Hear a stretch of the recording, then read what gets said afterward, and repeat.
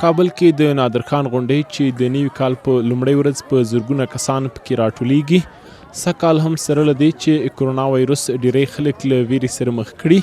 خو بیا هم دلته یو شمېر تنکي ځوانان او ماشومان تر سترګو کیږي له نوي کال د عامو خلکو نه هرکلي لامل ښایي په افغانستان کې د کرونا وایرس وروستۍ مثبتې پیښې وي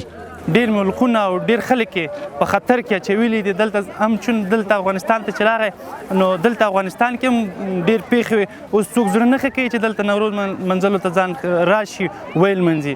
خب بعضی از هموطنان ما حساب تشویش در دلشان است هرچه نباشه باز هم ویروس است خدای نخواسته اگر یک نفر را بگیره از او انتقال میکنه به اعضای فامیل دیگر که یک جای نگران کننده و جای تشویش است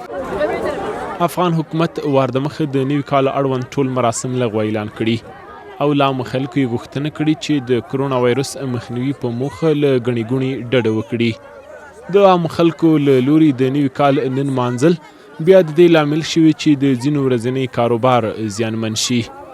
حمل لومړۍ ورځ ده بیروبار کم دی سودا خرید و فروش کم دی خلک د کرونا ویروس له امله کم راغلی از تجمعات باید مردم جلوگیری کنند و ویروس کووید 19 یا کرونا را جدی بگیرند به خاطر از اینکه یک ویروس ساری است بسیار زود منتشر میشه کابل ښار کې که څه هم تر دا مهاله د کرونا وایرس هیڅ مثبته پیښه نه ده ثبت شوې